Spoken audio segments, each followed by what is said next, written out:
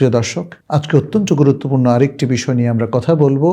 সেটি হলো গোপন পুণ্য বনাম গোপন পাপ। একজন ব্যক্তি গোপনে ভালো কাজ করলে তার যে বিশাল রিওয়ার্ড পান সেটি আমরা তুলে ধরবো। পাশাপাশি কেউ একজন যদি গোপনে একান্তে কোনো পাপ কাজে লিপ্ত হন, তার কি পরিণতি। আমরা দেখি যে আল্লাহ সুবহানাহু ওয়া তাআলা যে কোনো ভালো আমলকেই পছন্দ করেন, সেই ঘোষণা তো আল কোরআনে আর সুন্নায় প্রচুর আছে। তবে যদি কেউ তার আমলকে গোপন করে একান্ত আল্লাহর জন্যে সে যদি এই আমলটাকে নিবেদন করে, তাহলে সেটি আল্লাহ সুবহানাহু ওয়া তাআলা বেশি পছন্দ করেন। আল্লাহ সুবহানাহু ওয়া তাআলা সূরা আল বাকারার 271 নম্বর আয়াতে ঘোষণা করছেন, ইন তুবদুস সাদাকাতি ফানি'ম্মা হি, যদি তোমরা প্রকাশ্যে সাদাকা দাও তাহলে সেটা কতই না উত্তম। ওয়া ইন তুখফুহা ওয়া তুতুহাল ফুকারা, আর যদি তোমরা সেই সাদাকাটা গোপন করো এবং ফকির মিসকিনকে দান করো, ফাহুয়া খায়রুল লাকুম, তাহলে সেটা তোমাদের জন্য আরো অধিক উত্তম হবে। গোপন আমল আল্লাহর কাছে বেশি প্রিয়, কারণ এর মধ্যে বেশি ইখলাস থাকে, এটা রিয়া থেকে মুক্ত থাকে।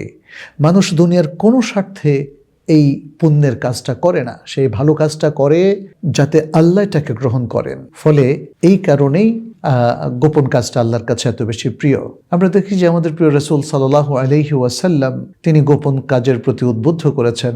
সহিহ আল জামিআর মধ্যে একটা সুন্দর হাদিস উল্লেখ হয়েছে। হাদিসটা সনদ শুদ্ধ। হাদিসটি হলো এই যে নবী সাল্লাল্লাহু আলাইহি ওয়াসাল্লাম বলেছেন, মান ইসতাতা মিনকুম আন ইয়াকুনা লাহু খাবউন মিন আমালিন সালিহ ফালইফআল, অর্থাৎ তোমাদের মধ্যে যদি কারো পক্ষে সম্ভব হয় যে তার জন্য একটা গোপন আমালে সালেহ থাকবে, তাহলে সে যেন গোপনে সে আমালে সালেহটা করে। তাহলে এই গোপন কাজটা আসলে নবী সাল্লাল্লাহু আলাইহি ওয়াসাল্লামের কাছেও প্রিয় ছিল এবং তিনিও এই কাজের অধিক মর্যাদা দিয়েছেন।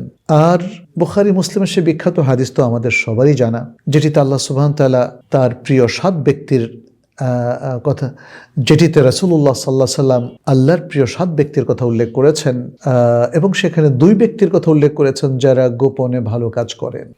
নবী সাল্লাল্লাহু আলাইহি সাল্লাম বলছেন, ওয়ারাজুলুন তাসাদ্দাকা বিসাদাকাতিন ফাআখফাহা হাত্তা লা তা'লামা শিমালুহু মা তুনফিকু ইয়ামিনুহু, এবং এই 7 জনের মধ্যে একজন ব্যক্তি হচ্ছেন সেই যে সাদাকা দেয় এবং সেই সাদাকাকে গোপন রাখে, এমনকি তার ডান হাত কি খরচ করছে এটা তার বাম হাত জানতেও পারে না।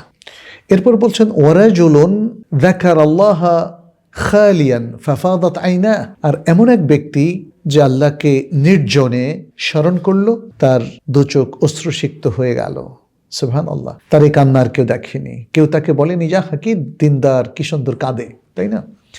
অর্থাৎ রিয়া থেকে মুক্ত এই আমলগুলো করার কারণে আল্লাহর কাছে এই গোপন আমলের অনেক মর্যাদা। সম্মানিত দর্শকবৃন্দ, সিয়ামও কিন্তু একটি গোপন আমল। আল্লাহ ছাড়া কেউই জানে না সত্যিকার অর্থে আপনি সিয়াম রেখেছেন কিনা, গোপনে ভেঙে ফেলেছেন কিনা।